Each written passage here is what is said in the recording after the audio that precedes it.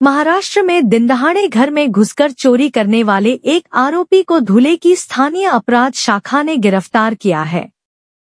सोनगिर police थाने में बुरजाड़ और कपदाने गांव में हुई चोरी की घटनाओं के संबंध में मामला दर्ज किया गया था।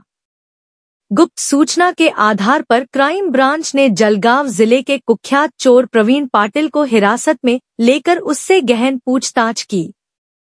पूछताछ के दौरान उसने दोनों अपराध स्वीकार कर लिए। पुलिस ने उसके पास से 3,18,000 रुपए मूल्य का कीमती सामान जब्त किया है। आरोपी प्रवीण पाटिल के खिलाफ धुले, जलगांव और छत्रपति संभाजी नगर में चोरी के 20 से अधिक मामले दर्ज हैं।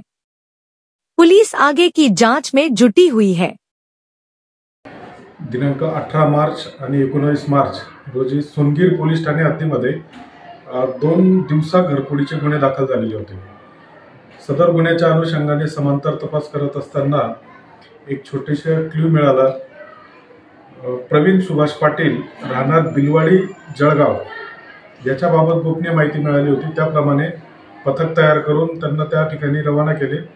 सदर आरोपीकडे सखोल तपास केले असता त्याने वरील दोन्ही गुन्ह्यांमधील एकूण 3,18,000चा मुद्देमाल रिकव्हरी दिलेली आहे।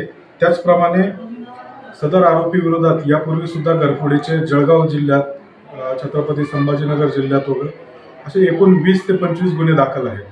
तसेच त्याच्यावर 307 जुगाराचे सुद्धा गुन्हे दाखल आहेत।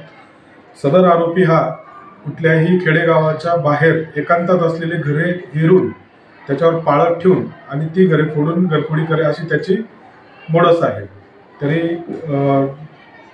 धुळे जिल्हा पोलीस दलाच्या वतीने सर्व नागरिकांना आवाहन करण्यात येते की त्यांनी आपल्या मालमत्तेचे, किमती मालमत्तेचे रक्षण करावे, सुरक्षित ठिकाणी त्यांचे ठेवावे आणि आपल्या घराची सुरक्षा करावी। जय हिंद।